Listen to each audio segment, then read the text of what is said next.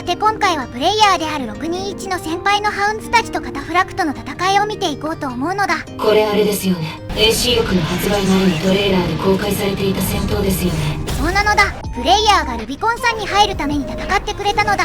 PV ではカタフラクトに阻まれるも見事にミッションを成し遂げたのだ。私たちが本編で活躍できるのも彼らのおかげというわけです。フルル、ありがとうなのだ。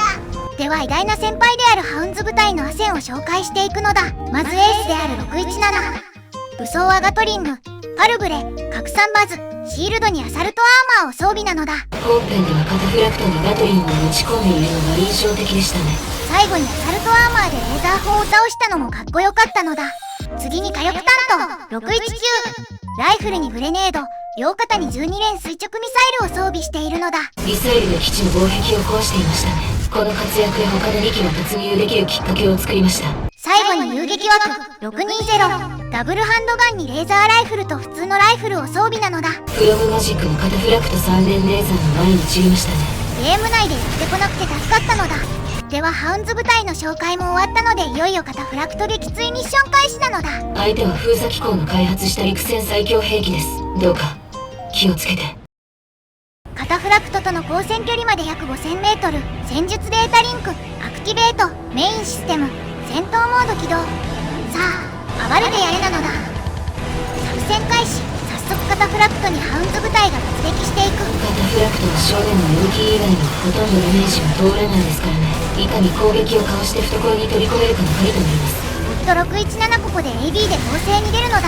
ガトリングを的確に弱点に打ち込んでいく。さらに619の垂直ミサイルも刺さっているのだ。早速1回目のスタッカーが近そうです。619懐に入ったのだ。これは追撃のチャンス。垂直ミサイルとグレネードが刺さる。カタフラクトは一旦距離を置いて体勢を整えたいですね。囲まれている状況を何とかしたいが619先輩それを許さないのだ。アサルトアーマーが刺さっていればかなりのダメージになりましたが、それでもカタフラクトの AP 残り7割です。カタフラクト離脱、やっと距離を取ることができたのだ。これで状況はリセットできましたが、ハウンズも機動力のある620がタゲを取って混乱しているのだ。しかし本編同様レーザーに当たってしまいました。まだまだいけるのだ。620、垂直ミサイルとレーザーを引きつけるのだ。620は全ての攻撃を引き受けてハンドガンでカタフラクトをスタッカーにしました。ファインプレーなのだ。追撃も入ってカタフラクトの AP も残り5割強。でもまだ半分あるので油断できません。特に620は相当のダメージを受けているはずですので他の2機がサポートしなくては。ここで火力担当619の垂直ミサイルが刺さる。結構カタフラクトに特攻ですね。垂直ミサイルゲームで全然使ってなかったけどこんな使い方があったのだ。617との攻撃で一気にスタッカーです。